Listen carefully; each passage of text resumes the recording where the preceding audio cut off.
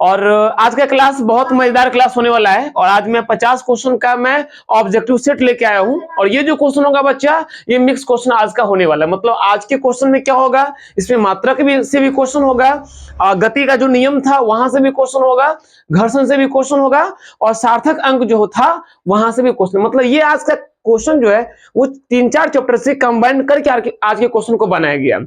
तो यहां से क्या होगा ना कि मतलब नॉलेज अच्छा खासा इंक्रीजमेंट होने वाला है।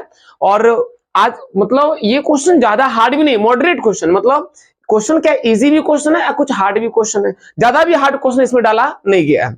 और न्यूमेरिकल क्वेश्चन मैं अभी कम कवर कर रहा हूं, जैसे जैसे लेवल एक अच्छा लेवल बन जाएगा तब मैं ट्राई करूंगा कि न्यूमेरिकल क्वेश्चन में इसमें ऐड करूं। मतलब जब बच्चों का जब एक लेवल पे आ जाएगा, बच्चा लोग जब लगेगा कि मुझे कि हाँ भाई बच्चा लोग जो है वो सही से पैटर्न पे आ रहा है, पढ़ने का उसको मन कर रहा है, वो एक टाइम एक्सपेंड कर रहा है यूट्यूब पर। इसके बाद मैं क्या करूंगा, जब बच्चा लोग को थोड़ा सा पॉजिटिव फील होगा, अच्छा लगेगा, तो धीरे धीरे मैं क्या करूंगा कि क्लास में न्यूमेरिकल क्वेश्चन को ऐड कर दूंगा। इसीलिए अभी न्यूमेरिकल इसमें कम देखने को मिलेगा, लेकिन जो भी क्वेश्चन बच्चा बनाया गया है, मजेदार क्वेश्चन बनाया गया है, झकास क्वेश्चन बनाया गया है, ऐसा क्वेश्चन बनाया गया है जो एग्जाम के व्यू से क्या है बहुत इंपॉर्टेंट होने वाला है। और इसको अच्छा से देखना है, जहां समस्या हो दिक्कत हो, मैं नीरज सर हूं, ठीक है। और बच्चा लोग लगे कि कोई क्वेश्चन का आंसर आता होगा तो बच्चा कमेंट बॉक्स में कमेंट जरूर कर देना है कि हाँ सर इतना का आंसर ये होगा, ठीक है। देखा जाए हम लोग का जो पहला क्वेश्चन है, पहला क्वेश्चन ही सार्थक अंक से आ रहा है, सिग्निफिकेंट फिगर से मेरा पहला क्वेश्चन ही आ रहा है। और सार्थक अंक का जो है 4-5 रूल होता है। अगर बच्चा रूल याद होगा ना तो सार्थक अंक बन जाएगा, और रूल अगर याद नहीं होगा तो सार्थक अंक से क्वेश्चन नहीं बनने वाला है। और ठंड जो थोड़ा सा कुछ ज्यादा बढ़ गया है तो मैं आज टोपी लगा लिया हूं, और पता है मुझे सुनाई बहुत कम पड़ रहा है। मैं जो बोल रहा हूं ना, अब मुझे नहीं लग रहा है कि मतलब कान तक थोड़ा थोड़ा आवाज आ रहा है, और मैं उम्मीद करता हूं कि बच्चा लोग को सुनाई अच्छा से पड़ रहा होगा। चलो बच्चा लोग देख, पहला क्वेश्चन कह रहा है कि इनमें से किस संख्या में 4 सिग्निफिकेंट फिगर है। मतलब बोल रहा है बोल इसमें से किस संख्या में 4 सार्थक अंक है। तो 4 सार्थक अंक बोल रहा है, तो बता बच्चा इसमें कितना सार्थक अंक है। तो भाई शुरुआत का जो 0 होता है बोरे, ये सार्थक अंक माना नहीं जाता है। जब दशमलव होगा तब, जब दशमलव होगा तो शुरुआत का 0 जो लगातार 0 होगा ये सार्थक नहीं माना जाता है। और अगर कोई संख्या में दशमलव है तो अंत का वर्ग जो 0 होता है ये सार्थक माना जाता है। माइंड ध्यान से देखो, अगर 0.000 लगा होता है, शुरुआत का कोई भी 0 सार्थक माना नहीं जाएगा। लेकिन यही यहाँ पर 2 लगा दो, यहां पर 0 लगा दो बोरे, तो ये अंत का जो 0 होगा ये सार्थक माना जाता है। तो इसमें कितना सार्थक अंक, एक तो ऑलरेडी सार्थक अंक है, एक ऑलरेडी सार्थक अंक है, एक क्या अशून्य अंक। मतलब 1 हो, 2, 3, 4, 5, 6, 7, 8, अगर 9, इसमें से कोई भी अंक है तो ये सारा का सारा अंक क्या माना जाता है, ये सारा का सारा अंक बच्चा ये सार्थक अंक माना जाता है, ये सार्थक अंक माना जाता है, ये सार्थक अंक माना जाता है। तो 2 क्या है, 2 तो इनमें से है ना, तो 2 तो सार्थक अंक है। अब वो 0 क्या है, लास्ट में असंख्या में दशमलव भी लगा हुआ है, इसका मतलब ये 0 भी सार्थक है। इसमें टोटल सार्थक अंक कितना हो गया बच्चा, तो 2 हो गया। तो ध्यान से दिया जाए, देखा जाए इसमें कितना सार्थक अंक, 3 हो गया। इसमें देखो अरे इसमें दशमलव नहीं है, दशमलव नहीं है। अब ध्यान से सुनो, अगर दशमलव नहीं होगा, दशमलव नहीं होगा तो दशमलव नहीं होगा, और कोई संख्या के अंत में 0 होगा तो दशमलव नहीं होगा, तो अंत का कोई भी 0 सार्थक माना नहीं जाएगा। याद रखना, कोई संख्या में दशमलव नहीं होगा तो अंत का जितना 0 होगा कोई भी 0 सार्थक माना नहीं जाता है। तो इसमें सार्थक अंक कितना होगा, 1 ही होगा। अगर कोई बोलेगा 42,000 बोल देगा, 42,000, इसमें क्या है, दशमलव है क्या, नहीं है, तो इसमें सार्थक अंक कितना, ये माना नहीं जाएगा, इसमें सार्थक 2। लेकिन यही रहता 4.2, तब रहता बच्चा ऐसे रहता, तो दशमलव है तो अंत का सभी 0 सार्थक माना जाएगा। तो इसमें सार्थक अंक कितना हो जाएगा, 5 हो जाएगा। बात समझ रहे हो। तो चलो, तो आई में बोला सार्थक अंक कितना, दशमलव तो है नहीं, तो सार्थक अंक कितना, इसमें 2 हो गया। अधिक बच्चा सेम प्रोसेस बताया कि दशमलव होगा तो अंत का 0 सार्थक माना जाता है। इसमें सार्थक देखना, दशमलव है तो अंत का सब 0 सार्थक होगा, इसमें कितना सार्थक अंक, 4 हो गया। अब वो देख तो शुरुआत का कोई भी 0 सार्थक माना नहीं जाता है, कब, जब दशमलव होता है तब। तो इसमें सार्थक बच्चा कितना हो जाएगा, इसमें सार्थक अंक 2 हो जाएगा, यानी इसमें सिग्निफिकेंट फिगर कितना हो जाएगा, 2 हो जाएगा। तो अब क्वेश्चन पर बच्चा, क्वेश्चन में कह रहा है निम्नलिखित में से किस संख्या में 4 गो सिग्निफिकेंट फिगर मतलब 4 सार्थक अंक है। तो बच्चा सार्थक अंक 4 गो किसमें है? ऑप्शन नंबर सी, मतलब हम लोग का ऑप्शन नंबर सी हम लोग का करेक्ट हो गया। ठीक है, और ये क्वेश्चन जो ना, ये क्वेश्चन को जब नोट करोगे ना बच्चा, तो करना क्या है, इसका ऑप्शन भी नोट कर लेना है। रीजन है कि इसका आंसर में क्या बोले 4 सार्थक अंक है। तो भाई संख्या कोई भी हो सकता है कि भाई ऑप्शन मतलब अगर कोई बच्चा सीधा ये लिखेगा तो इसका आंसर यही करेक्ट थोड़ी होगा। अगर मान लो क्या इसका आंसर ये नहीं करेक्ट होगा, ये इसका आंसर करेक्ट नहीं होगा, ये भी तो हो सकता है। इसलिए ऑप्शन के साथ इसमें टिक लगाओगे, है ना। जो क्वेश्चन में लगे कि मतलब जब ऐसा कुछ क्वेश्चन हो तो ऑप्शन के साथ उसको नोट कर लेना है। ठीक है, आगे बढ़ता हूं। इसमें कितना सार्थक? इसमें 4 गो सार्थक है। आगे देखो, अगला क्वेश्चन हम लोग का कह रहा है, और ध्यान से देखो बच्चा, मजेदार क्वेश्चन है, बहुत आसान क्वेश्चन है, सिंपल क्वेश्चन है। अगर सही से बच्चा पढ़ोगे तो अच्छा नंबर यहां से ला सकते हो। और जो बोर्ड जो होता है 11th का जो बोर्ड होगा, 11th का जो एग्जाम होगा स्कूल में, वहां अच्छा नंबर स्कोरिंग कर सकते हो। बच्चा पहले ध्यान से सुन। बहुत बच्चा सोचता है कि सर 11th में तो एग्जाम होता नहीं है, बोर्ड तो होता नहीं है, तो पढ़ने से क्या फायदा? नहीं, एग्जाम तो होता नहीं, तो ज्यादा मेहनत करने से क्या फायदा? भाई यही तो बेस होता है। आगे तो कुछ करना है ना, भविष्य में जो होता है वो कुछ तो करना है, कुछ तो पढ़ाई करना है। अगर 11th का बेस खराब होगा तो भविष्य में कुछ अच्छा से हो पाएगा क्या? नहीं हो पाएगा। इसलिए अगर कुछ अच्छा बेहतर बच्चा करना है तो मुझे क्या करना होगा? आज हमारा जो बेस है, आज जो हमारा जो पिलर है, पिलर तो बेस से उठता है। अगर बेस ही खराब होगा, नींव खराब होगा बच्चा, तो उस पर पिलर कैसे उठाओगे? नहीं उठ पाएगा। 12th बोर्ड है तो बच्चा 12th को अच्छा से पढ़ता है, 11th को भी अच्छा से पढ़ना है, क्योंकि जहां भी जाओगे ना तो मैक्सिमम क्वेश्चन कहां से आता है बुआरे? 11th से आता है ना। मैक्सिमम क्वेश्चन जो एग्जाम में जो आता है वो 11th से आता है, इसलिए 11th को अच्छा से पढ़ना बहुत जरूरी है। ठीक है, अगला क्वेश्चन देखा जाए। कह रहा है यहाँ पे बच्चा कि संख्या, अब देख ध्यान से, अगर मान ले 2 अशून्य अंक है, 2 अशून्य अंक मतलब 1 से लेकर 9 तक के अंक के बीच में जितना जीरो होगा सब अंक सार्थक माना जाता है। तो एगो सार्थक एगो दूगो सार्थक, दोनों अशून्य अंक के बीच में जीरो है, तो जितना जीरो होगा सब सार्थक माना जाएगा। तो क्या गो जीरो? 1 2 3 और दूगो पहले से, तो आई में सार्थक अंक कितना बच्चा? 4 गो। देख 204, तो ये दूगो अशून्य के बीच में जितना जीरो होगा सब सार्थक होगा। तो इसमें कितना सार्थक अंक? 3 गो। यह मान ले 2004 और जीरो लगा देते हैं, तो अंत का जीरो सार्थक माना नहीं जाता है अगर दशमलव नहीं होगा तो अंत का तो नहीं माना जाएगा। लेकिन ये देखो तो 2 और 4 के बीच जो है, 2 और 4 क्या है? अशून्य अंक है, और अशून्य अंक के बीच में जितना जीरो होगा सब सार्थक अंक माना जाता है। तो इसमें क्या गो जीरो है? 3 गो। तो 3 गो 4 और 5, तो इसमें क्या गो सार्थक अंक हो गया? 5 गो हो गया। तो देख बच्चा, इसमें क्या वो सार्थक? तो देख तो 1 सार्थक और ये 2 सार्थक, अब बीच में 2 गो जीरो है, तो 2 कितना हो गए? 4 गो सार्थक। तो इसका आंसर कितना हो जाएगा? ऑप्शन नंबर सी हमारा करेक्ट हो जाएगा। ठीक है, कहीं पर लगे वो डाउट है, दिक्कत है, समस्या है, कमेंट बॉक्स खुला हुआ है, कमेंट जरूर करना है बच्चा रे। मैं बच्चों के लिए मैं पढ़ाता हूं, अगर बच्चा सही से नहीं समझता है तो मेरा पढ़ाना व्यर्थ है ना, मैं क्यों पढ़ाऊंगा? अगर मैं जिसे पढ़ा रहा हूं वही बच्चा हमारा अगर सही से नहीं पढ़ पा रहा है, उसको समस्या हो रहा है, तो पढ़ाने से क्या फायदा बच्चा? कोई फायदा नहीं है। इसलिए बच्चा करना क्या है? अच्छे से पढ़ना है इसको। हमारे प्यारे बच्चों को अच्छे से पढ़ना है ना। प्यारे बच्चे, मैं बहुत ही स्नेह करता हूं, बहुत ही प्रेम करता हूं अपने बच्चों से, बहुत मैं मानता हूं बच्चा तू लोग को, है ना। मैं बहुत चाहता हूं यार, भले भावनाओं को नहीं दिखाता, फीलिंग को नहीं दिखाता कि हाँ भाई मैं बच्चे मैं तुझे चाहता हूं, पर मैं बहुत चाहता हूं यार। मेरे से पूछो, अगर मेरे होता ना, अगर मैं हनुमान होता, अपने सीना को चीर के दिखा देता और उसमें मेरे प्यारे बच्चों का ही फोटो आता, और कोई नहीं आता, बच्चा तुम ही लोग का फोटो इसमें आता। बट मैं हनुमान तो हूं नहीं, अगर मैं अपने सीना को चीर लूंगा मैं खुद खत्म हो जाऊंगा। बच्चा लोग तू कहां से इसमें दिखोगे? नहीं दिखोगे ना।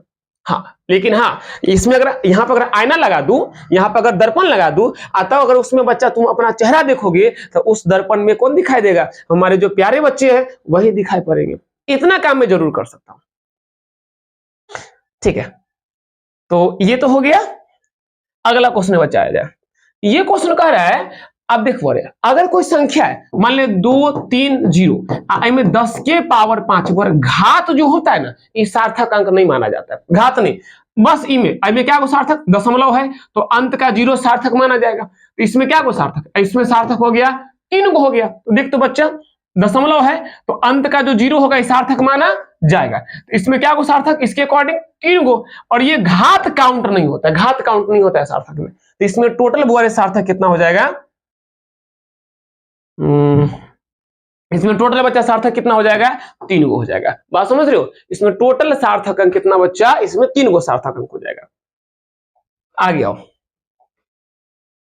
अगला क्वेश्चन बोल रहा है यहाँ पे कि संख्या, अब देख दशमलव लगा हुआ है, अगर दशमलव लगा होगा और आगे में क्या है, अशून्य अंक है, आगे में बच्चा अशून्य अंक है, और दशमलव के बाद की होता है, अगर 0.00 लगा होता तो इनमें से कोनो 0 सार्थक नहीं होता। लेकिन अगर यही यहां पर 1 लगा दे तो सब सार्थक माना जाएगा, सब सार्थक माना जाएगा। तो देख तो अगर यहां पर 1 लगा दिए तो 1 2 3 4 5, इसमें क्या को सार्थक अंक हो गया, 5 को हो गया। तो वही बात यहां देखो, यहां कितना है, 3 है, आप 3 को सुना, लेकिन दशमलव है तो अंत का सब 0, अंत अगर दशमलव होगा तो संख्या के अंत का सब 0 सार्थक माना जाता है। संख्या के अंत का याद रखना, तो संख्या के अंत का लगातार 3 गो 0 ना, अंत का लगातार 0, लगातार अंत का सब 0 सार्थक होता है। तो भाई में क्या वो सार्थक अंक हो गया, 4 गो, एगो तो 3 खुद है और 3 को सुनना भी है, तो 4 गो सार्थक अंक हो गया। तो इसका आंसर हो गया ऑप्शन नंबर डी करेक्ट हो गया।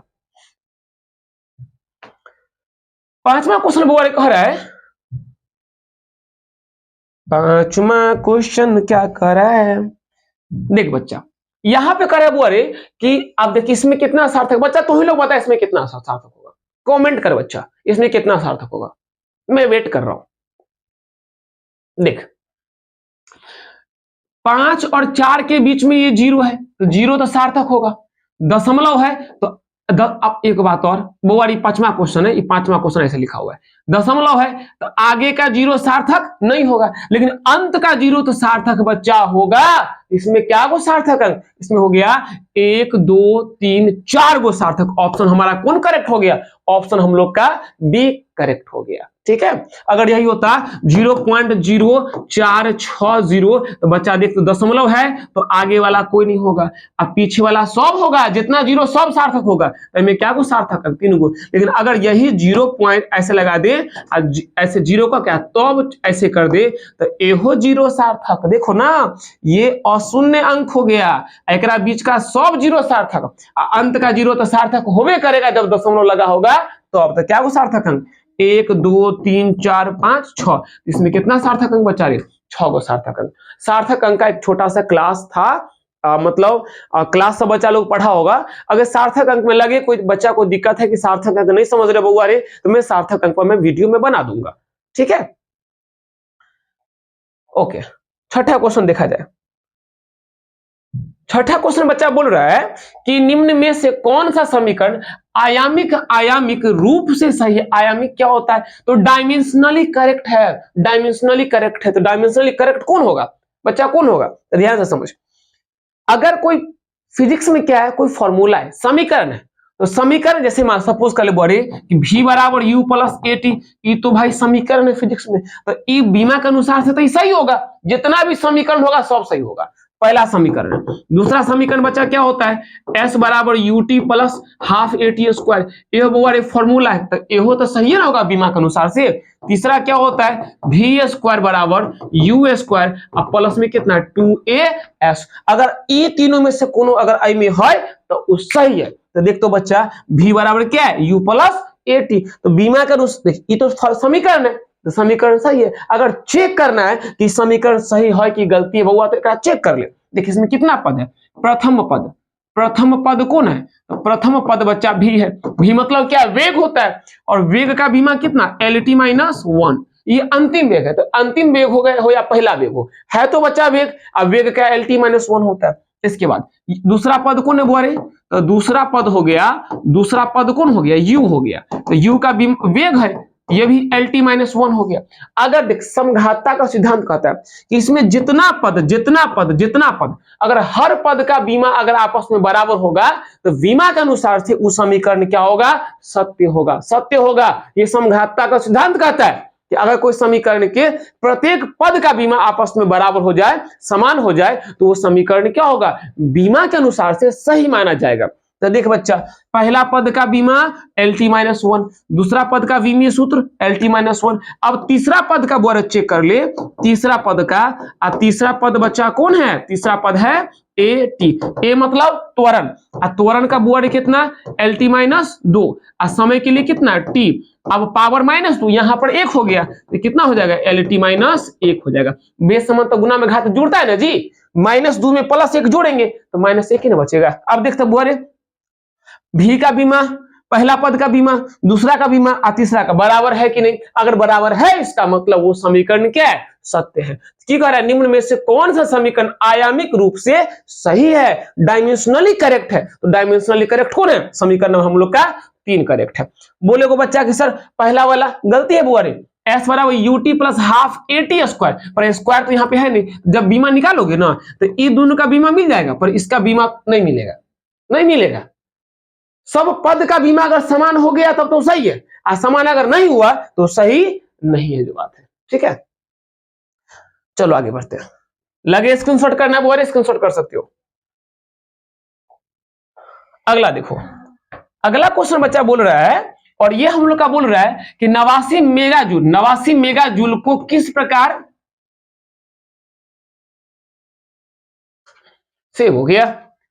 89 मेगाजूल को इस प्रकार भी व्यक्त किया जा सकता है। 89 मेगाजूल को कितना लिख सकते बोरे? 89 है, 89, और मेगा के लिए कैपिटल M होता है, जूल के लिए G होता है। 1 मेगा बउआरे 10⁻6 होता है, 1 मेगा 10⁻6 होता है। ये कितना हो गया? 89 है, तो 89 गुना 10⁻6 जूल, और 89 और 10⁻6 मतलब क्या है? 10⁻6 मतलब बउआरे 1 पर 6 को सुनना। और अगर क्या हो रहा है, जब समझ नहीं लगता है भूत तो चल आया क्लास में, ये आता है भागता है, आता है भागता है भाई। आ गया, आ गया भाई, हाँ चला। 89 मेगाजूल, मेगा जूल बउआ रे, 1 मेगा कितना होता है? 1 मेगा होता है 10⁻6 होता है, अब मेगा का सिंबल M होता है, तो 1 मेगा = 10⁻6। तो 89 मेगा बोला तो 89 गुना 10⁻6 जूल हो गया। अब देख तो 89 बउआ रे, देख तो अगर 2 गुना 10⁻2 होगा तो 10 का स्क्वायर 100, और 100 को 200 गुना के कितना हो गया? 200 ही हो गया। मतलब जितना मतलब पावर होता है उतना जीरो पर लगा दिए के, मतलब जीरो का क्या गो पावर में 2 गो, तो 2 पर क्या सुनना, 2 गो लगा दिए के, तो वही बात है। जीरो पर क्या गो 6 गो मतलब पावर है ना, 0 पर 6 है, तो क्या सुनना 1 2 3 4 5 6, और यहां लगा देना है जूल। अब जिसमें ये आंसर होगा वही आंसर होगा, तो गिन ले बच्चा, 1 2 3 4 5 6, यही हम लोग का आंसर हो जाएगा। हाँ कि ना, 89 पर 6 गो सुनना होना चाहिए, तो 7 का आंसर कौन हो जाएगा? 89 पर 6 गो सुनना और लगा दो जूल, लगा दो। आगे बढ़ते हैं। अगला क्वेश्चन बच्चा बोल रहा है, और ये क्वेश्चन देख क्या कह रहा है कि वोल्ट मीटर क्या मापता है? तो बउआ रे देखो, वोल्ट मीटर जो होता है ना, वोल्ट मीटर, ये जो वोल्ट मीटर होता है, वोल्ट मीटर ये क्या नापता है बच्चा? ये नापता है वोल्टेज को नापता है, ये वोल्टेज नापता है। एमीटर जो होता है, एमीटर ये बच्चा किसको नापता है? ये धारा को मापता है। ये बच्चा क्या नापता है? धारा को मापता है। याद रखना, वोल्ट मीटर किसको? वोल्टेज को नापता है, और एमीटर बुआरे क्या नापता है? धारा को मापता है। ये सब चीज याद रखना है ना। तो वोल्ट मीटर क्या नापता है बुआरे? तो वोल्टेज को नापता है, ठीक है ना। ठीक है, आगे बढ़ते हैं। ये सब याद रखना, एग्जाम में पूछ देगा एमीटर किसको नापता है? तो एमीटर क्या नापता है भाई? करंट को नापता है। वोल्ट मीटर क्या नापता है भाई? वोल्टेज को मापता है ना।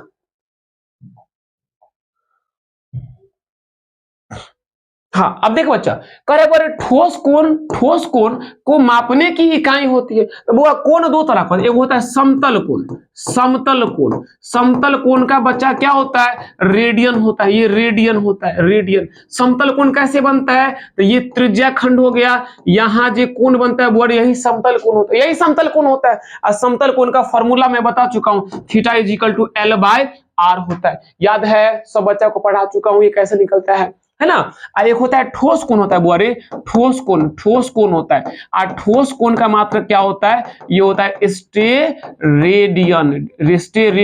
स्टेरेडियन होता है। और ये कैसे बनता है बुआरे, तो ये देखते बच्चा, ऐसे कुल्फी खाओ, कुल्फी, और कुल्फी में क्या कुछ रख के खाते हो ना, तो कुल्फी के अंदर जो कोण बनता है, कोण जो बनता है, ये कहलाता है बच्चा, कौन कौन कहलाता है, ये कहलाता है घन कोण या ठोस कोण कहलाता है। इसका फॉर्मूला होता है omega is equal to a by r square होता है, ए बाय आर स्क्वायर होता है। और अगर मान ले कि ये ऐसे कुछ कट किया हुआ, अगर ये ऐसे कुछ कट किया हुआ है, ऐसे मान ले ऐसे कुल्फी है, और यहां कौन बना है ओमेगा, तो ओमेगा इज इक्वल टू होता है ए कॉस थीटा बाय कितना होता है आर का स्क्वायर होता है। ये सब चीज पढ़ा होगा बच्चा लोग, ठीक ना।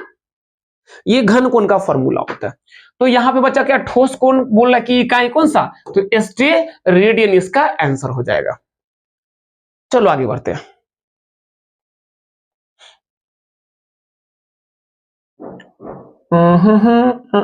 नौ हो गया ना, 10 नंबर देखो।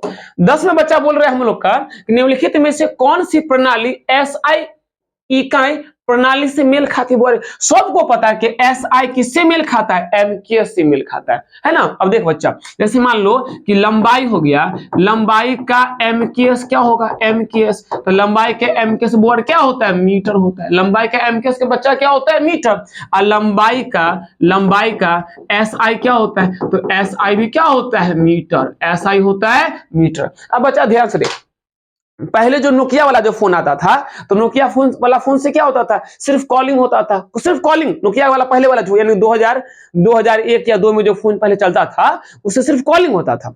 तो हम लोग का एमकेएस मात्रक भाई नोकिया वाला फोन की तरह था। अब जिना जिना डेवलपमेंट हुआ वैसे वैसे क्या उस फोन का वर्जन चेंज हुआ। अब नोकिया वाला फोन धीरे धीरे क्या हुआ, मैसेज होना स्टार्ट हो गया, फिर उस पर नेट चलना स्टार्ट हो गया, फिर व्हाट्सएप चलना स्टार्ट हो गया, ऐसे करते करते सोशल मीडिया आ गया। यानी जो काम नोकिया का फोन कर रहा था वही काम आज का एंड्रॉइड कर रहा है। लेकिन जो काम आज का एंड्रॉइड फोन कर रहा है वो काम नोकिया वाला फोन कर रहा था क्या, नहीं। जितना काम ई करेगा उतना वो नहीं, लेकिन एक काम तो कॉमन था कि उसका भी काम था कॉलिंग करना और इसका भी काम क्या है, कॉलिंग करना। तो मेन काम तो मिल रहा है ना। तो वैसे ही जो होता है कि जो काम एमकेएस करता है वो सारा काम कौन करता है, एसआई करता है। लेकिन जितना काम एसआई करेगा वो सारा काम एमकेएस नहीं करेगा। देख भाई, जैसे लंबाई का एमकेएस मात्रक मीटर, एसआई मात्रक क्या, मीटर। अब बताओ, विद्युत धारा का एमकेएस मात्रक हो भी नहीं करेगा, पर विद्युत धारा का एसआई मात्रक एम्पियर होता है। मतलब कि एमकेएस का दायरा क्या है, निश्चित है, पर एसआई के दायरा बढ़ा हुआ है।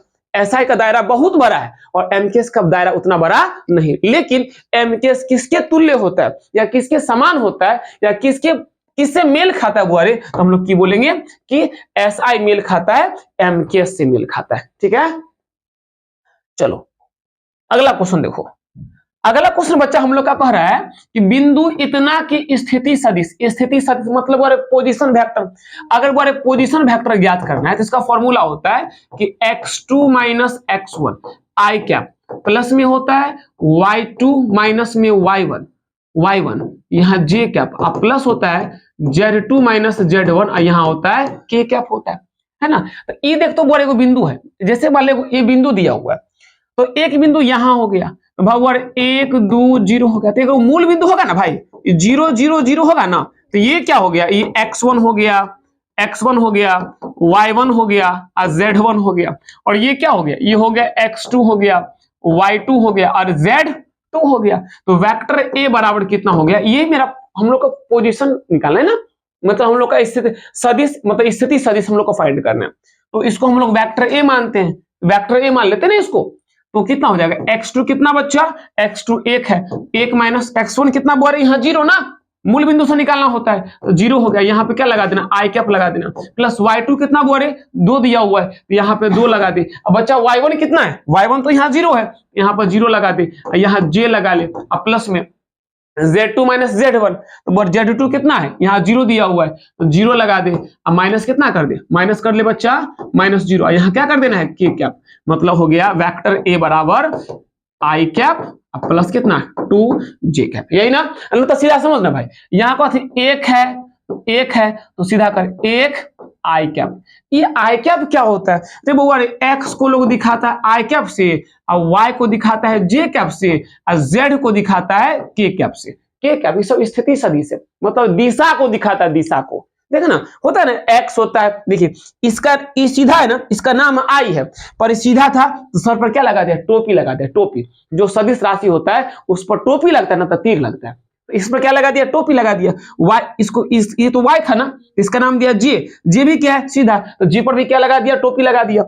के भी क्या है, सीधा, इस पर भी क्या लगा दिया, के लगा दिया। तो देख तो भाई ये कितना है, एक है, तो ई एक्स में हो गया, तो एक एक्स में हो गया, तो भाई कितना, ये एक्स में हो गया, तो एक आई कैप हो गया, प्लस लगा ले, दो का है वाई में, तो यहाँ पर लगा देते दो जे कैप, हो गया आंसर। हम लोग का कौन सा हो गया, आई कैप प्लस में टू जे कैप, यहाँ भी कितना है, आई प्लस टू जे कैप आ गया। ठीक है, मैं पहले जब मैं जब वेक्टर से जब मैं क्वेश्चन कराऊंगा ना, तो पहले क्या करूंगा कि वेक्टर का थोड़ा सा थ्योरी पढ़ा दूंगा, थोड़ा सा थ्योरी पढ़ा दूंगा, जो उसका बेसिक चीज होता है ना, वो सब मैं फॉर्मूला पढ़ा के और तब मैं वेक्टर का मैं ऑब्जेक्टिव करवा दूंगा। मतलब एक क्लास में क्या करूंगा, वेक्टर का जितना थ्योरी होता है बच्चा, मैं सब में थ्योरी करवा दूंगा, मतलब फॉर्मूला वाला जो होगा ना, सब में करवा दूंगा, और तब मैं आगे चलूंगा, आगे बढ़ता हूं।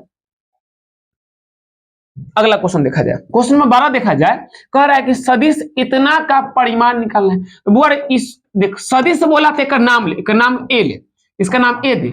अब यहाँ क्या सदिश लिखा हुआ है, तो सदिश के लिए सर पर तीर लगा, बराबर कितना है, 6 आई कैप प्लस में 2 जे कैप प्लस में 3 के का। बोल जब इसका जब परिमाण निकालना होगा, तो ए का परिमाण ना, तो परिमाण मतलब होता है मॉड, परिमाण मतलब होता है मॉड, मॉड कितना निकलेगा बोरे, तो रूट लगा के सब के वर्ग करके जोड़ दिए थे। तो आई के आगे कितना 6, तो 6 का स्क्वायर, जे के आगे कितना 2, तो 2 का स्क्वायर, के आगे कितना 3, तो 3 का स्क्वायर, तो 6 का स्क्वायर 36, 2 का स्क्वायर 4 और 3 का स्क्वायर बचा कितना हो गया 9। तो देख तो कितना आ गया, 36 4 40 हो गया, 40 9 49, 49 से कितना आ गया, तो आ गया 7 यूनिट आ गया, यानी 7 इकाई। ऑप्शन हम लोग का कौन सा हो जाएगा, ऑप्शन हम लोग का बी सही हो जाएगा। ठीक है, स्क्रीनशॉट कर लो। मान ले वो क्वेश्चन देते हैं, हम बोले कि वेक्टर ए बराबर है, बोले कि 2 आई कैप प्लस में 3 जे कैप हो तो सदिश का परिमाण ज्ञात करें, सदिश का परिमाण ज्ञात करें। क्या बच्चा, परिमाण, बोले परिमाण के लिए की करना है, ए का परिमाण, ए पर तीर लगा, परिमाण ला लोग लिखता है मॉड, की कर रहा है रूट लगा ला, सब के जोड़ दे वर्ग का। तो यहाँ कितना है, 2 का स्क्वायर प्लस में 3 का स्क्वायर, तो 2 का स्क्वायर 4 और 3 का स्क्वायर कितना 9, तो 9 4 कितना बचा, रूट में 13, और यहाँ लगा ले, यूनिट लगा ले, हो गया। कितना आसान है, आसान है ना। यह मान ले कोई क्वेश्चन दे दिया, कोई क्वेश्चन बोल दिया कि वेक्टर पी बोल दिया, बोला 6 आई कैप माइनस दिया 2 जे कैप प्लस दिया 3 के कैप, बोल दिया हो तो पी का परिमाण, परिमाण मतलब मॉड, पी का परिमाण ज्ञात करें। तो बच्चा पी का परिमाण ज्ञात करें मतलब कि पी का लगवे के है मॉड, परिमाण मतलब यह होता है रूट लगा वर्ग करा जोड़ दे, प्लस माइनस नहीं देखना, सीधा वर्ग को जोड़ दिए के। 6 है तो 6 का स्क्वायर, यहाँ 2 ना माइनस 2 ना, तो माइनस 2 लिख का स्क्वायर, बोले माइनस 2 का स्क्वायर तो प्लस में हो जाएगा ना, अब प्लस में कितना, प्लस में 3 का स्क्वायर, तो 6 का स्क्वायर कितना बच्चा, 6 का स्क्वायर 36 और माइनस 2 का, माइनस का स्क्वायर प्लस हो गया, 2 का स्क्वायर 4 और 3 तिया 9, तो 36 कितना 4 40 यानी कि 49, मतलब कितना बचा 7 यूनिट आ गया। क्या बच्चा परिमाण नहीं निकाल सकते हो, ये क्वेश्चन भारी क्वेश्चन है, ये सिंपल क्वेश्चन है, आसानी से बच्चा बना सकते हो, ऐसा सिंपल क्वेश्चन है बच्चा रे। देख लो जैसे मैं बता रहा हूं सीखते चल जाओ, सीखोगे भविष्य में फायदा बच्चा करेगा। और मैं हमेशा बोल रहा हूं, मैं बहुत चाहता हूं तू लोग का भाई, इसलिए मैं ईमानदारी से और अच्छा से पढ़ा रहा हूं, मैं दिल से पढ़ा रहा हूं, मैं बहुत मेहनत कर रहा हूं पढ़ाने के लिए। और मैं देखते हो मैं रोज मेरा ऑफलाइन भी क्लास होता है, ऑफलाइन क्लास में करवाने के बाद में ऑनलाइन में आता हूं, और पूरा दिन में ऑफलाइन में पढ़ाता हूं, इसके बाद में ऑनलाइन में मैं आता हूं, और ये सब पीपीटी जो होता है सब मुझे खुद बनाना पड़ता है। मैं देख कितना मेहनत करता हूं। एक हमारे मित्र हैं, उनको बोल देंगे कि सर आज बना दीजिएगा पीपीटी, उनको बोलेंगे आज ना तो 7 दिन के बाद बनाएंगे। देखो कितना मेहनत करना पड़ता है, कितना टेंशन है बउआ रे, है कि नहीं। तो हालांकि हम बच्चा बहुत मेहनत करता है, जब हम बहुत मेहनत करते हैं तो हम चाहते हैं हमारा प्यारा जो बच्चा जो है उसको भी भाई मतलब मेहनत करना चाहिए। हम मेहनत करेंगे, बच्चा लोग तो मेहनत नहीं करेगा तो छजेगा कहूं से नहीं छजेगा। अल्लाह बच्चा मेहनत अपना भी करना है, खूब मेहनत करना है, इतना मेहनत करना है कि पानी में आग लगा देना है। एगो कहावत नहीं था, कथी था, लगा दो आग पानी में जवानी उसे कहते हैं, उड़ा दो बाबू के पैसा ना कमायल पैसा, बाबू का पैसा नहीं उड़ा दो कमाल पैसा, फुटानी उसे कहते हैं। ये चीज याद रखना, से नहीं कि पप्पे का पैसा के उड़ा दिए के, इसे काम नहीं करे के, अपना कमा के उड़ावे के, खूब कमाए के है, खूब उड़ावे के बुआ रे, लेकिन हाँ अपना कमाल पैसा के उड़ावे के। चलो यहां देखो, अगला क्वेश्चन क्या है, उष्मीय ऊर्जा को यांत्रिक ऊर्जा में बदलने की युक्ति। वो ऐसा कौन मशीन है जो उष्मीय ऊर्जा को यांत्रिक ऊर्जा में बदलता है? भाप इंजन, ट्रेन वाला। याद करो पहले छुक छुक छुक छुक रेलगाड़ी था ना, पहले जो ट्रेन जो चलता था जब अंग्रेज लोग जब था, तो उस समय क्या था, अंग्रेज के समय में कुछ दिन पहले भी ना बच्चा जो कोयला उला से जो ट्रेन चलता था, आज ना बिजली वाला आ गया है, आज ना इलेक्ट्रिक वाला जो था, बिजली वाला मतलब बिजली का तार ऊपर रहता है और नीचे ट्रेन चलता रहता है। तो आज भाई बिजली से चलता है, पहले क्या था कि कोयला से चलता था। तो कोयला क्या देता था, उसमें कोयला गर्मी देता था, उसमें ऊर्जा था, और उसे क्या ट्रेन चलता था। तो ट्रेन मतलब कौन ऊर्जा लाता था, तो ट्रेन लाता था यांत्रिक ऊर्जा लाता था, वो यंत्र है ना। तो भाई इसमें क्या होगा, भाप इंजन, पाल नौका, पवन चक्की या पन चक्की। तो आंसर बोले कौन हो जाएगा, तो हम लोग का हो जाएगा भाप इंजन। भाप इंजन, ये भाप इंजन हो जाएगा, ठीक है ना। ये उसमें ऊर्जा को कहां बदलता है, तो यांत्रिक ऊर्जा में बदलता है, ठीक है। चलो अगला क्वेश्चन बच्चा हम लोग बढ़ते हैं। अगला क्वेश्चन बोले कह रहा है कि टेलीफोन के आविष्कारक थे। जल्दी बता बच्चा, टेलीफोन सब बच्चा को याद आ रहा होगा, टेलीफोन का आविष्कारक कौन थे। टेलीफोन का आविष्कारक कौन थे, ग्राहम बेल। सबको पता होगा ग्राहम बेल इसका आविष्कारक थे, ग्राहम बेल थे, ग्राहम बेल टेलीफोन के आविष्कारक थे। सब बच्चा को पता है ग्राहम बेल थे, ठीक ना। चलो एडिशन किसके थे, याद करो। नहीं याद होगा तो बैठल रहो, मैं भी नहीं बताऊंगा। आपको बोला है टेलीविजन का आविष्कारक क्या था, कौन किया था भाई, राइट ब्रदर्स ने किया था, मुलर ने किया था, बेयर्ड ने किया था, या गोडाई ने किया था। जल्दी बताए इसका आंसर कमेंट बॉक्स में बच्चा कमेंट कर, इसका आंसर क्या होगा। तो इसका आंसर बच्चा क्या होगा बता, इसका आंसर होगा बेयर्ड था। बेयर्ड ने किया था किसका, तो टेलीविजन का आविष्कार किया था, ठीक है। देख कितना हलवा एकदम झकास, ऐसे बच्चा लोग बनेगा, ऐसे बनाएगा, ऐसे बनाओगे। ईमानदारी से बच्चा, ऑनेस्टी से बनाना। विश्व प्रसार का सिद्धांत किसने दिया था, हब्बल से, मतलब हब्बल विश्व प्रसार का सिद्धांत संबंधित है हब्बल से, न्यूटन से, सीवी रमन से या आइंस्टीन से। इसका आंसर बच्चा 16 का आंसर कमेंट कर। याद रखना ये किससे संबंधित है बच्चा, ये हब्बल से संबंधित है। विश्व प्रसार का सिद्धांत किससे संबंधित है, हब्बल से संबंधित है। बहुत बच्चा पता है बोले, बहुत बच्चा लगा देगा सीवी रमन, गलत हो जाएगा बच्चा, सीवी रमन नहीं होगा, हब्बल होगा। आगे कह रहा है कि वैज्ञानिक जो युकावा था, इस संबंधित कहां से था, भारत से था, जापान से था, डेनमार्क से था या इटली से था। बच्चा जल्दी बताए इसका आंसर क्या होगा।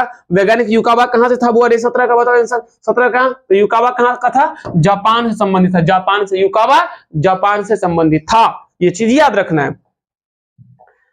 बहुत अच्छा क्वेश्चन, बहुत सिंपल क्वेश्चन, हलवा क्वेश्चन है यार। 18 देखो आगे कह रहा है कि वैज्ञानिक रदरफोर्ड संबंधित है। वो रदरफोर्ड याद है, अल्फा प्रकीर्णन प्रयोग किया था कि अल्फा कण अधिकांश, तो अल्फा कण अंदर में, रदरफोर्ड बोले थे ना कि परमाणु के अंदर में नाभिक होता है, परमाणु के अंदर में छोटा सा भाग होता है जिसको लोग नाभिक कहता है। तो अधिकांश अल्फा कण आर पार कर गया था, कुछ अल्फा कण अपने पथ से विचलित हो गया था। याद है, ऐसा कुछ बच्चा लोग पढ़ा होगा केमिस्ट्री में, ऐसा कुछ हो गया था, कुछ अल्फा कण ऐसे हुआ था, और 20,000 में से एक अल्फा कण जिना गया था ना, वैसे ही वापस चलाया था। तो ये भाई रदरफोर्ड का, रदरफोर्ड संबंधित है किससे भाई, ऑप्शन देखो, कह रहा है कि विद्युत चुंबकीय प्रेरण से, बिल्कुल नहीं। परमाणु के नाभिकीय मॉडल, बिल्कुल सही है, परमाणु के नाभिकीय मॉडल से संबंधित है। विश्व प्रसार के सिद्धांत ये भी नहीं है, और गुरुत्वाकर्षण तो भाई न्यूटन साहब संबंधित है। तो वैज्ञानिक रदरफोर्ड संबंधित किससे है, तो परमाणु के नाभिकीय मॉडल से संबंधित है। और ये कौन दिया था, रदरफोर्ड ही दिया था। और बच्चा लोग केमिस्ट्री में सब बच्चा पढ़ा होगा इसके बारे में, मैं इसके बारे में ज्यादा मैं नहीं बोलूंगा, सब बच्चा जानता है इसके बारे में। आगे आता हूं 19वां जब वो कह रहा है कि सबसे क्षीण मूल बल होता है। क्षीण बल मतलब कमजोर बल, तो सबसे कमजोर बल कौन होता है, बोले गुरुत्वाकर्षण। गुरुत्वाकर्षण सबसे कमजोर बल होता है। बोलोगे कैसे, तो भाई इधर 10 किलो का एगो ले ले, 10 किलो का पत्थर ले ले, इधर 5 किलो का पत्थर ले, अल्लाह, तो क्या दोनों बल, दोनों पत्थर चिपक जाएगा क्या, नहीं चिपकेगा बच्चा, नहीं चिपकेगा, दोनों नहीं चिपकेगा, नहीं चिपकेगा। तो भाई इसके जो गुरुत्वाकर्षण बहुत कमजोर बल होता है बुआरे, ये भारी पिंड के बीच काम करता है ना। जब बहुत ज्यादा पिंड दोगे ना, जैसे मान ली धरती हो गया, धरती इसको खींच लेता है। रीजन, धरती का द्रव्यमान बहुत ज्यादा है, इसलिए धरती खींच लेता है। हाँ, ये मेरा अथी हो गया, ये फोन हो गया ना, फोन रखता हूं, आइए इसको रखता हूं, बोलो तो फोन को खींच लेगा इसको, नहीं खींच पाएगा। क्यों? इसका द्रव्यमान कम है और इसके बीच जो गुरुत्वाकर्षण बल लग रहा होगा बहुत कमजोर गुरुत्वाकर्षण बल लग रहा होगा, इसलिए याद रखना गुरुत्वाकर्षण बल सबसे कमजोर बल माना जाता है। तो सबसे क्षीण बल कौन सा होता है भाई? तो सबसे क्षीण बल कौन होता है? तो गुरुत्वाकर्षण बल होता है। ठीक है, याद रखना सब बच्चा। चलो आगे बढ़ते हैं। अगला क्वेश्चन देखो 20 नंबर, यहां कह रहा है कि मानव द्वारा सबसे पहले प्रयोग किया गया कौन सा धातु था? लोहा था, कांस्य था, तांबा था या सोना था? जल्दी बच्चा इसका आंसर कमेंट कर। इसका आंसर होगा तांबा होगा। मानव सबसे पहले कुछ धातु का प्रयोग किया था? तांबा का यूज किया था। तांबा का यूज किया था। सबसे पहले तांबा का यूज किया था। पहले ताम्र युग आया था। आगे देखो, आगे कह रहा है बुआ रे कि एक प्रकाश वर्ष का मान कितना? तो 9.46 गुना 10 के पावर कितना? 15 मीटर इतना होता है। या इसको हम ऐसे भी लिख सकते हैं 9.46 गुना 10 के पावर 12 और गुना 10 के पावर 3 मीटर। तोड़ दिए, बेसमान तो गुना में घात जुड़ जाता है। अब इसको हम ऐसे लिखे 9.46 और 10 के पावर देख 12 बउआ रे, इसको की लिख देंगे? किलोमीटर। बउआ रे 10 की पावर 3 मतलब के होता है, के मतलब 1000 होता है। इसको हम लोग क्या लिख दिए? के लगा दिए, मतलब किलोमीटर। तो देख बच्चा ऑप्शन कौन है? 9.46 10 की पावर 12 किलोमीटर। तो हम लोग का इसका आंसर क्या हो जाएगा? ऑप्शन नंबर बी हम लोग का करेक्ट हो जाएगा। आगे आओ, अगला क्वेश्चन बच्चा कह रहा है कि निम्नलिखित में से कौन समय के मात्रक नहीं है? कौन समय का मात्रक नहीं है बच्चा? सबको पता है पारसिक समय का मात्रक नहीं है। देख बोले पारसिक और प्रकाश वर्ष दोनों समय का मात्रक नहीं है। तो हम लोग का ऑप्शन कौन सही हो जाएगा? ऑप्शन हम लोग का डी करेक्ट हो जाएगा। डी में क्या बोला? बी और सी दोनों बोल रहा है। बी और सी क्या समय का मात्रक नहीं है? ये सब ये दोनों दूरी का मात्रक है। ये दोनों बच्चा किसका मात्रक है? ये दूरी का मात्रक है। ये किसका मात्रक बच्चा रे? ये हम लोग का दूरी का मात्रक है। दूरी का मात्रक है, याद रखना इस चीज को। आगे देखो, अगला क्वेश्चन नंबर 23 में कह रहा है कि जड़त्व आघूर्ण का ऐसा ही मात्रक। तो बोले जड़त्व आघूर्ण जो होता है, जड़त्व आघूर्ण का जो फॉर्मूला होता है वो होता है mr²। मतलब m मतलब द्रव्यमान होता है और द्रव्यमान के लिए क्या हो जाएगा? केजी हो जाएगा और r होता है त्रिज्या। तो त्रिज्या के लिए बोल क्या हो जाएगा? मीटर का स्क्वायर हो जाएगा। ठीक ना? आंसर क्या हो जाएगा? केजी मीटर का स्क्वायर। ऑप्शन हम लोग का बी इज करेक्ट हो जाएगा। बी हम लोग का सही हो जाएगा। अगला क्वेश्चन बोला जा रहा है और यहां कह रहा है कि निम्नलिखित में से किस प्रकार की गति का उपयोग सीधी सड़क पर कार की गति का वर्णन करने के लिए किया जाता है? सरल देखो, रोड पे बोल रहा है। रोड पे की बोल रहा है? निम्नलिखित में से किस प्रकार की गति का उपयोग सीधा सड़क पर, अगर सड़क सीधा होगा और उस पर कार अगर चलाएंगे तो कार की गति कैसी होगी? वृत्त क्या बोला है? सरल रेखीय मतलब सीधा रेखा पर, या बोला है वृत्ताकार। बउआ रे चलो अच्छा, सीधा रेखा पर वो कैसा होगा? सरल रेखीय होगा। वृत्ताकार कब होगा? जब हम लोग गोल रास्ता पर चलेंगे, गोल रास्ता पर तब ना वृत्ताकार। आवर्ती कब होगा? जब हम लोग आवर्ती मतलब क्या? आवर्ती मतलब ये हो गया ना, ऐसे करेगा एक आवर्त पे इसको आगे पीछे करेगा तो ये आवर्ती हो गया। तो याद रखना आंसर हम लोग का कौन से हो जाएगा? ऑप्शन नंबर ए हम लोग का करेक्ट हो जाएगा।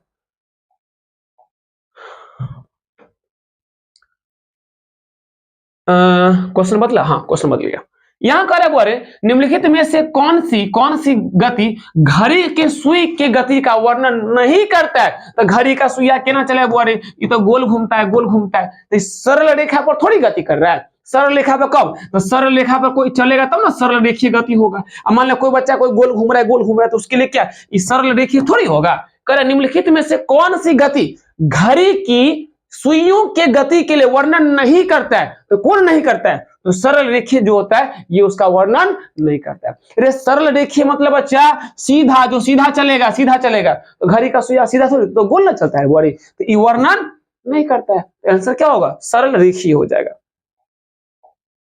आगे देख लो 26 नंबर का क्वेश्चन कह रहा है कि कौन सा बल किसी सीधे रेखा में गतिमान पिंड पर कार्य कर सकता है? कौन सीधा रेखा में गतिमान पिंड पर काम कर सकता है? बोले सीधा रेखा में कह रहा है। देखिए स्पर्शी बल जो होगा ना, इसमें टेंजेंट है तो स्पर्शी बल जो होगा टच करेगा टेंजेंट की तरह। नाम है क्या? स्पर्शी, इंग्लिश में होगा टेंजेंशियल। टेंजेंट वाला बल, टेंजेंट वाला जो टच करेगा खत्म हो जाएगा, तो ये वृत्ताकार पथ में काम करेगा। अपकेंद्रीय वृत्ताकार पथ में, अभिकेंद्रीय वृत्ताकार पथ में, है ना? अपकेंद्रीय कहाँ, वृत्ताकार पथ के केंद्र के बाहर में। अगर मान लीजिए वृत्ताकार पथ होगा तो स्पर्शीय ऐसे काम करेगा, अभिकेंद्रीय केंद्र में काम करेगा, ऐसे काम करेगा, अपकेंद्रीय केंद्र के बाहर काम करेगा, ऐसे होता है। तो ये जो होता है स्पर्शीय एफटी टेंजेंशियल। तो देख तो भाई ये तीनों प्रकार का बल कथी में काम किया, वृत्ताकार पथ में।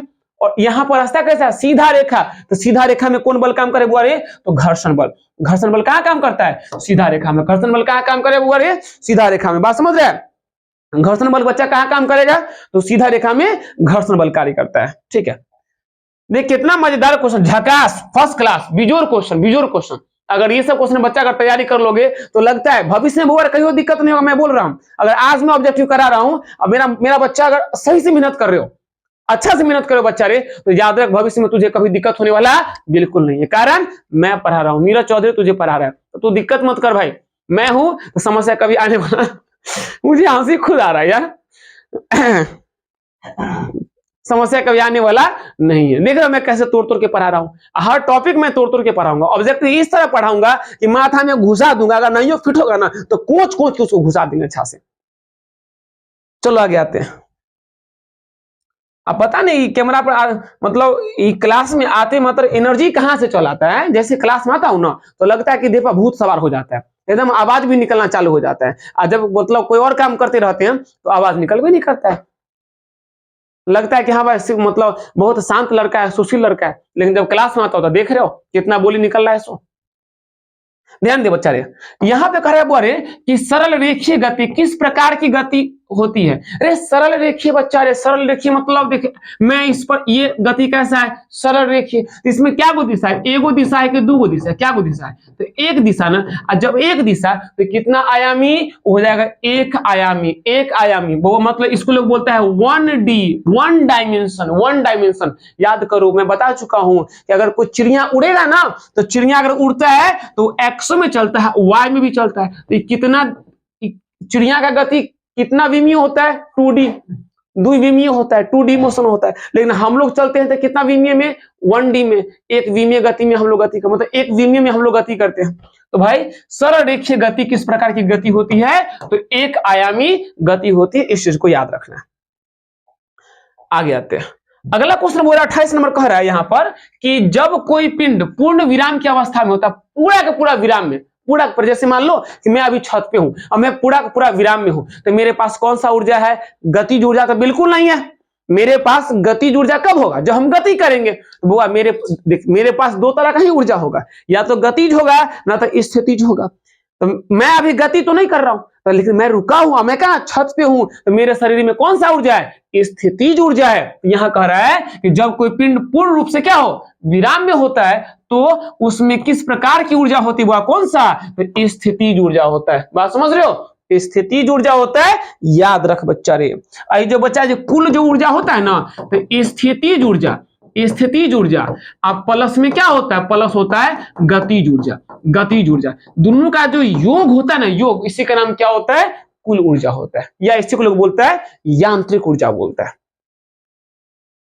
आगे अब अगला क्वेश्चन बोले कह रहा है कि कुल विस्थापन को कुल समय से विभाजित करने पर, बोरे यहां की हो गया कुल विस्थापन अब बट्टा क्या हो गया, कुल समय, बट्टा हो गया कुल समय। तो बउआ रे किसका फॉर्मूला है, ये तो फॉर्मूला किसका है, ये तो औसत वेग का, ये औसत वेग का फॉर्मूला है, औसत वेग का फॉर्मूला। किसका फॉर्मूला बच्चा, ये औसत वेग का फॉर्मूला।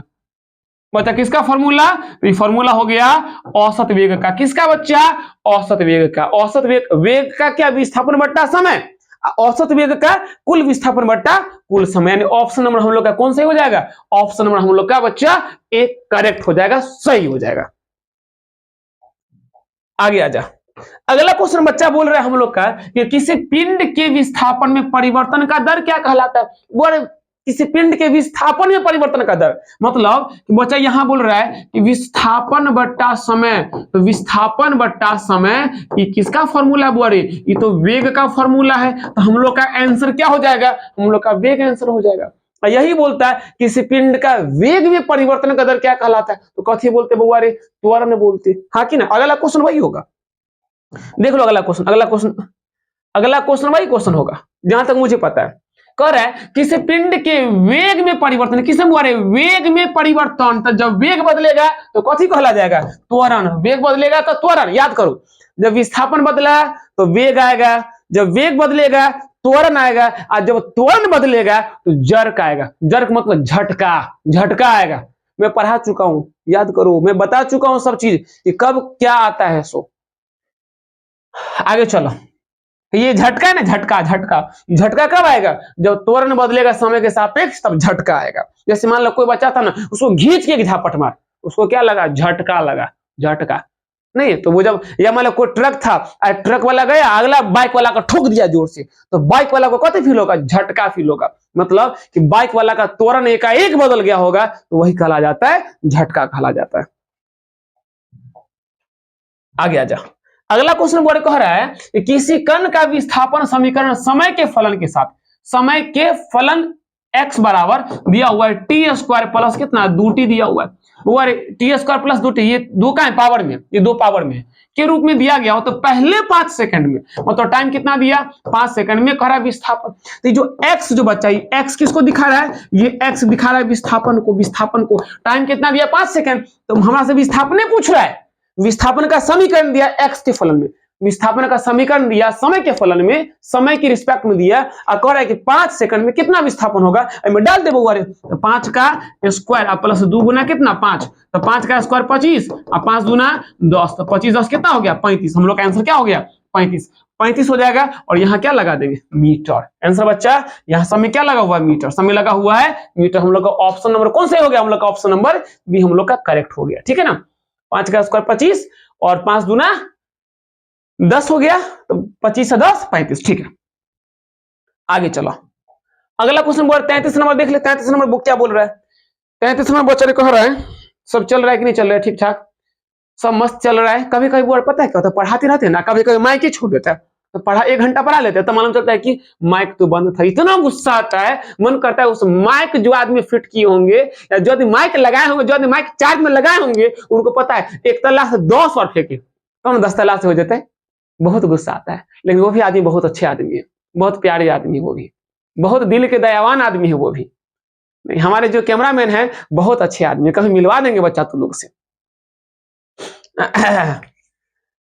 अच्छा आगे देखो, अगला बच्चा कह रहा है कि निम्नलिखित में से कौन सा संबंध सत्य है। वो दूरी विस्थापन का है, याद रखिए दूरी जो होता है ये हमेशा विस्थापन से क्या होता है, बड़ा, और नहीं तो क्या होता है, बराबर। जैसे मान ले हम ए से कहां गए, हम ए से गए, घूम के गए बी गए, तो देख बच्चा ये हम लोग का क्या कहला गया, दूरी कहला गया। और सीधा मिला दोगे तो ई बउआ रे कथी कहला गया, ई विस्थापन कहला गया। ये क्या कहला गया, विस्थापन। तो बता इसमें बड़ा कौन होगा, तो दूरी बड़ा होगा। इसमें दूरी क्या होगा, दूरी बड़ा है, और विस्थापन क्या होगा, विस्थापन छोटा हो गया। ये पहला कंडीशन हो गया। दूसरा कंडीशन बच्चा देख, अगर रास्ता मान ले ऐसे, ई हो गया ए और ए हो गया बी, तो बच्चा ए कथी कहला गया, ए दूरी कहला गया, और ए बउआ रे कथी कहला गया, ए विस्थापन। अरे यह दूरी, यह विस्थापन। तो अभी की हुआ, ये जो दूरी जो था बुआरे, ये केकर बराबर हो गया, विस्थापन के बराबर हो गया। लेकिन कोई भी ऐसा कंडीशन नहीं होता जिसमें विस्थापन बड़ा हो जाए। विस्थापन कोनो कंडीशन में दूरी से बड़ा नहीं होता है। विस्थापन जब भी होगा तो क्या होगा, या तो दूरी से छोटा होगा या दूरी के बराबर। लेकिन दूरी जो होगा विस्थापन से बड़ा होगा या उसके बराबर। तो हम लोग का कौन सा कंडीशन सही हो गया, ऑप्शन नंबर सी हम लोग का करेक्ट हो गया। ठीक है, चलो आगे बढ़ता हूं। देख रहा है कितना मजेदार, कितना झकास क्लास चला, कितना अच्छे से मैं पढ़ा रहा हूं। तब बच्चा लोग हमारे जो है एकदम हिला क्या ना बुआ रे, जहां मिलेगा क्वेश्चन सीधे लेकर सीधे रगड़ देना है क्वेश्चन को। अभी हल्का हल्का क्वेश्चन करा रहा हूं, न्यूमेरिकल क्वेश्चन मैं जरूर कराऊंगा और मैं अच्छा से करा दूंगा। आगे कहे बुआ रे कि दो बिंदु के बीच विस्थापन डैश है। क्या होता है भाई, दो बिंदु के बीच जो हो गया, तो पहला बिंदु ई हो गया और दूसरा बिंदु ई हो गया। अब मान लो बुआ रे बीच में तो ई कथी कहलाता है, ए ना बड़ विस्थापन कथी, ये न्यूनतम दूरी है, न्यूनतम दूरी हो गया, न्यूनतम। मान ले बउआ रे कोई एना का रास्ता है, नहीं चले हो रही है, नहीं चल रहा है, रुक जाओ।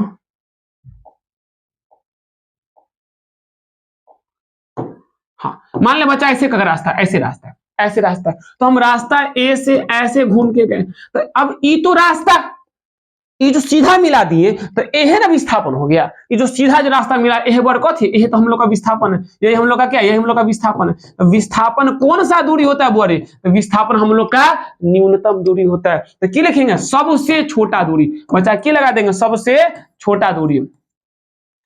ये छोड़ कह रहा है भाई,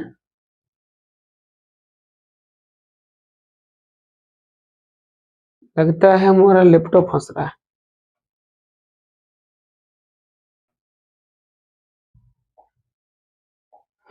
ठीक है, तो वो इसका आंसर क्या हो जाएगा, इसका आंसर बच्चा हो जाएगा सबसे छोटा पथ हो जाएगा। ठीक है, चलो आगे बढ़ते हैं। बस बच्चा खत्म हो रहा है, 34 तक तो हम लोग आ गए ना, 34 तक तो आ गए, और 50 को क्वेश्चन का सेट है जो कि खत्म होने वाला है। 35 में कहा बोले कि निम्नलिखित में से कौन सा तात्क्षणिक वेग है, तो बोले तात्क्षणिक वेग का symbol V I N S बराबर क्यू होता है, सबको पता है dx बाई डी टी। एक हम लोग बच्चा क्या लिखते हैं, ds बाई डी टी भी लिख सकते हैं। तो बोले x बराबर s बराबर कथी हो गया, ये विस्थापन हो गया, ये विस्थापन हो गया। ये चीज याद रखना है, ये दोनों सेम होता है, विस्थापन का सेंस होता है। और वो याद रख ले, तात्क्षणिक त्वरण का फॉर्मूला क्या होता है, ये हो जाएगा डी भी, अब बाई कितना हो जाता है, डी टी हो जाता है। तो सब बच्चा को फॉर्मूला तो याद होगा। तो इसका ऑप्शन कौन से हो जाएगा, ऑप्शन हम लोग का हो जाएगा ए, इसका करेक्ट हो जाएगा डी एक्स बट्टा डी टी। ये किसका फॉर्मूला है भाई, तो तात्क्षणिक वेग का फॉर्मूला है। ठीक है, ऐसा पर अच्छा क्वेश्चन बच्चा बन सकता है, बहुत झकाझक क्वेश्चन बच्चा बन सकता है। अगला क्वेश्चन कर रहा है बोरे कि घर्षण किस प्रकार उत्पन्न होता है, घर्षण कब उत्पन्न होता है, तो सतहों की असमतलता के कारण। जैसे मान ले बोरे कि इस, जैसे मान ले कि सपोज कर ले एगो अथी है, सतह जितना खुरदुरा होगा, जितना उबड़ खाबड़ होगा ना, घर्षण उतना बेसी पैदा होगा। और सतह जितना समतल, जितना प्लेन होगा, घर्षण उतना कम होगा। तो घर्षण का सबसे बड़ा कारण क्या होता है कि सतह का असमतलता होता है। ये देख ले, ये जमीन है, आई पर मान ले कोई वस्तु अगर पैर रख देगा तो आदमी का भी पैर, ये मेरा हाथ है ना, तो इसका भी सतह असमतल होगा। ये हाथ हो गया, अगर माइक्रोस्कोप से देखोगे ना तो एहो असमतल। और जब इसको सटा दिए तो देख रहा है मेरा हाथ का ऊपर क्या हुआ, ऊपर देख रहा है, ऊपर की ऐसे उबड़ा खबड़ा बना हुआ है, ये भी उबड़ा खबड़ा है। और जब सटा दिए ना तो दोनों लॉक हो गया, और जब खींचेंगे ना तो कौन पैदा होगा, घर्षण। देख रहा है ना, हट रहा है, घर्षण इसमें पैदा हो रहा है। बात समझ रहे हो, घर्षण कब पैदा होता है, तो सतह की असमतलता के कारण घर्षण पैदा होता है। आगे आ जा, अगला क्वेश्चन 37 नंबर कह रहा है कि निम्न में से कौन सा घर्षण का प्रकार नहीं है। घर्षण का प्रकार कौन नहीं है भाई, तो देख तो बच्चा, ये प्रत्यास्थ घर्षण। क्या घर्षण, प्रत्यास्थ में घर्षण नहीं होता है। देखिए, द्रव्य घर्षण किसमें होता है, तो वायु में या पानी में, लिक्विड में। द्रव्य में या हवा में कौन घर्षण काम करता है, तो उसका नाम है द्रव्य घर्षण। स्थैतिक घर्षण कब काम करेगा, जब वस्तु विराम में रहेगा। गतिज कब काम करेगा, जब वस्तु गति में रहेगा। लेकिन वो प्रत्यास्थ घर्षण नहीं होता है। तो इनमें से घर्षण का प्रकार कौन नहीं है, तो प्रत्यास्थ घर्षण का प्रकार नहीं है, जो बात है। आगे आ जा, 38 नंबर देखा, यहां कह रहा है कि स्थैतिक घर्षण हमेशा, तो याद रखो स्थैतिक घर्षण का सिंबल देखिए, पहला स्थैतिक घर्षण, इसका बउआ सिंबल क्या होता है, इसका सिंबल एफ एस होता है, एफ। दूसरा होता है गतिज घर्षण, इसका सिंबल बोरे क्या होता है, इसका सिंबल एफ के होता है। और तीसरा होता है रोलिंग फ्रिक्शन, लुढ़कन घर्षण है ना, घर्षण, इसका एफ आर होता है। इसको लोग रोलिंग फ्रिक्शन होता है, रोलिंग बोलता है, रोलिंग बोलता है, रोलिंग घर्षण। ये रोलिंग लिख क्या, तो ये ऐसे इंग्लिश में रोलिंग होता है। तो बच्चा सबसे बड़ा कौन घर्षण होगा, तो सबसे बड़ा एफ एस होगा, सबसे बड़ा एफ एस होता है। तब कौन होगा, तो उसके बाद एफ के होगा, और तब कौन बउआ रे, उसके बाद एफ आर। सबसे अच्छा घर्षण कौन होता है, एफ आर होता है, लुढ़कन। जैसे मान ले कोई वस्तु है,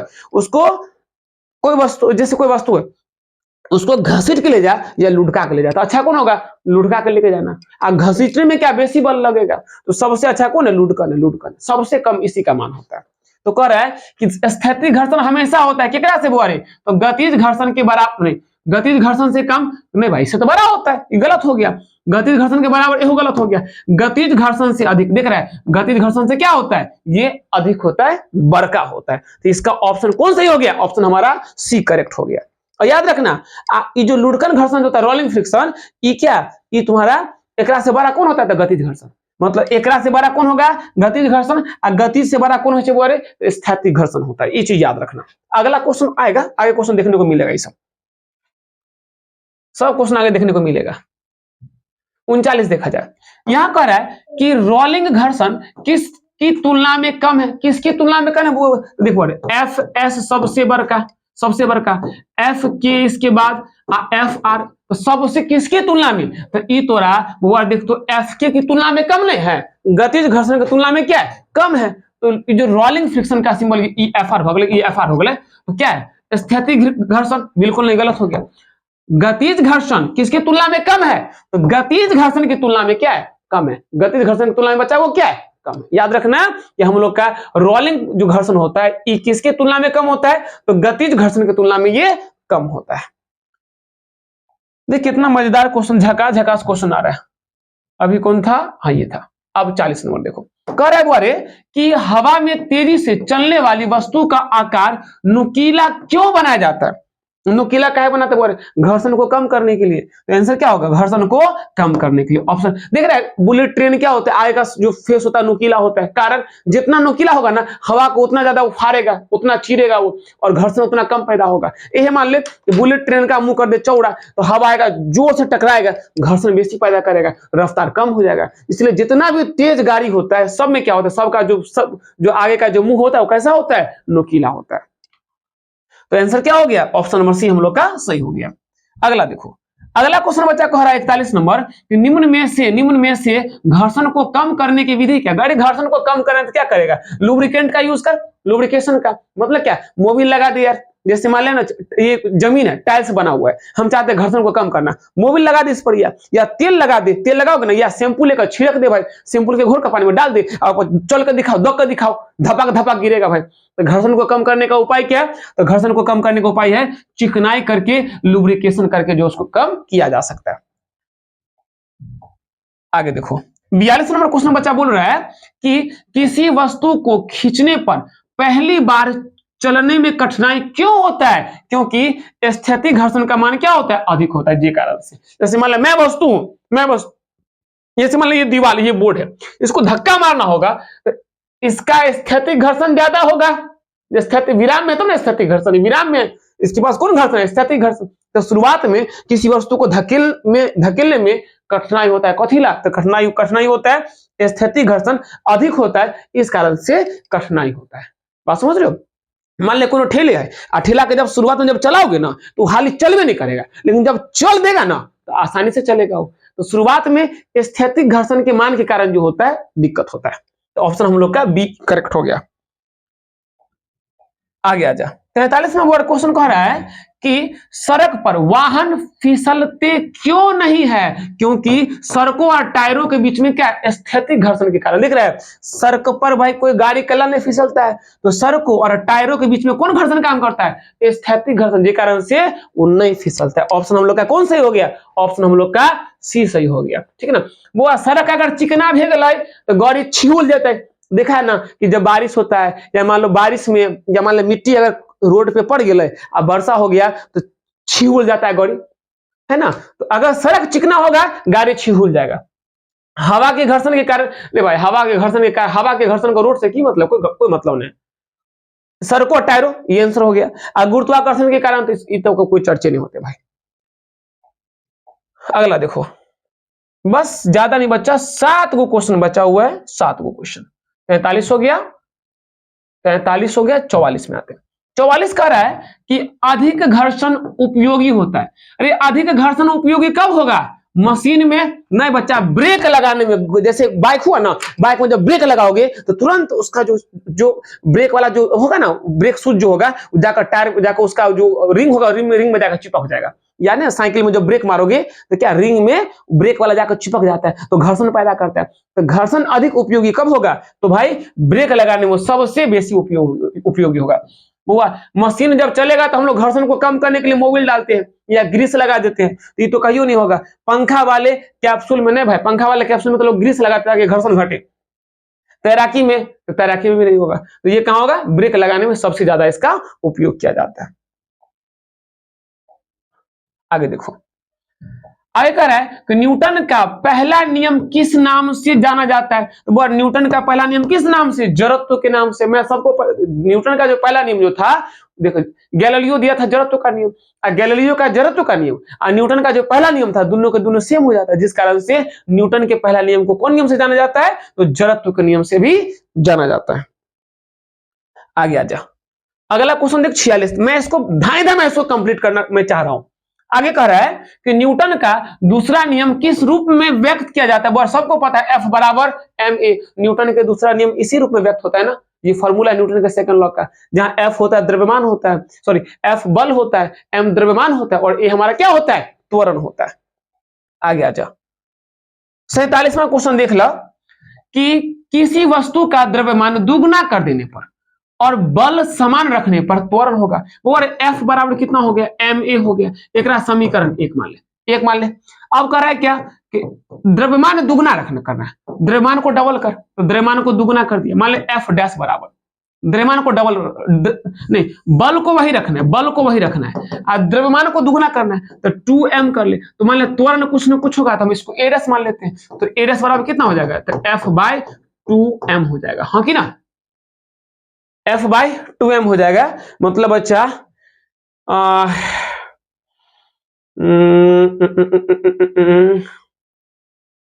F बाई 2m हो गया ना। एगो काम करना, एक समीकरण 2 करना, एक समीकरण 2 कर लो, 2 और दोनों का भाग लगा दे, तो इसे कट गया, इसे ही कट गया, तो क्या बच गया? तो 1 बराबर बच गया a बट्टा 2a डैश, क्रॉस कर लेंगे ना, तो क्या हो जाएगा यहाँ से? तो यहाँ हो जाएगा 2 बट्टा यानी 2 a डैश बराबर कितना? a। तो a डैश कितना हो जाएगा? a बट्टा 2, मतलब पहले का त्वरण का कितना हो जाएगा? बोरे आधा हो जाएगा, पहले का त्वरण का आधा हो जाएगा, ठीक ना? आंसर क्या होगा? पहले का त्वरण का आधा हो जाएगा। देख रहे हो ना कि पहले जैसे कि ये था पहले का बल F बराबर ma, अब बोला बल को सेम रखना है तो F रखिए, द्रव्यमान को बोला दुगुना करना था 2m कर दिया, और त्वरण कुछ ना कुछ होगा, हम a डैश मान लिए, दोनों को भाग लगा दिए, तो क्या बच गया? इन्हें कट गया तो 1 बच गया, यहाँ ऊपर a और नीचे कितना है? 2a डैश, क्रॉस किए तो 2a डैश कितना? a आ गया। तो a डैश नया त्वरण है, a डैश बराबर कितना? उधर गया तो a बट्टा 2, मतलब नया त्वरण जो होगा वो पहले का त्वरण का कितना हो जाएगा? आधा हो जाएगा। तो आंसर हम लोग का कौन हो गया? ऑप्शन हम लोग का बी करेक्ट हो गया। अगला देखा, बस खत्म हो रहा है, खत्म हो जाए भाई। कह रहा है कि न्यूटन का तीसरा नियम क्या कहलाता है? अभी जस्ट न्यूटन का तीसरा नियम क्या कहलाता है? तो हर क्रिया के बराबर और विपरीत प्रतिक्रिया होती है, ये ना कहलाता है। बोले क्रिया प्रतिक्रिया आपस में बराबर होता है, याद करो, ये न्यूटन का थर्ड लॉ कहलाता है। अगला क्वेश्चन देखा, बस अगला क्वेश्चन कह रहा है कि रॉकेट किस नियम पर कार्य करता है? थर्ड लॉ पर, सबको पता है रॉकेट थर्ड लॉ पर काम करता है। थ्रस्ट पैदा करता है नीचे, उड़ता कहां है? ऊपर। तो रॉकेट चलता है न्यूटन के थर्ड नियम से चलता है, मतलब न्यूटन के थर्ड नियम पर काम करता है वो। और हम लोग का 45वां क्वेश्चन जो कि हम लोग का 50वां क्वेश्चन जो हम लोग का लास्ट क्वेश्चन है आज की क्लास का, गति में परिवर्तन किस भौतिक राशि के कारण होता है? तो सबको पता है गति में परिवर्तन बल के कारण होता है। जैसे मान लो कोई वस्तु है, मैं वस्तु हूं, अब मैं चल रहा हूं 10 मीटर पर सेकंड से, अगर मेरा गति को बढ़ाना है तो पीछे से आकर धक्का मार, अगर पीछे से बल लगा दोगे ना तो क्या होगा? मेरा गति जो होगा ऑलरेडी बढ़ जाएगा, एकाएक बढ़ जाएगा। तो भाई गति किसके कारण बढ़ता है? तो गति बढ़ता है या घटता है? घटबो करता है बल के कारण और बढ़बो करता है बल के कारण। तो बच्चा मेरे आज का जो क्लास 50 क्वेश्चन का था वो मैंने कंप्लीट कर दिया, मैं आज कंप्लीट कर दिया। और इसके बाद कल फिर से क्लास होगा जो कि 50 क्वेश्चन का क्लास होगा, और मैं पर डे में 11th का मैं क्लास करूंगा जो कि 50 नंबर का क्वेश्चन होने वाला है। और बच्चा मेरे अच्छे से तैयारी करना है, बहुत अच्छे से तैयारी करना है। कहीं पर लगे कोई दिक्कत है, कोई समस्या है, वो जरूर बोलोगे। और ये सब क्वेश्चन बहुत हेल्पफुल होगा, बहुत काम का ये सब क्वेश्चन है, ठीक है? तो आज के लिए इतना ही बच्चा, आज के लिए इतना ही, बहुत बहुत धन्यवाद। मिलता हूं अगली क्लास में।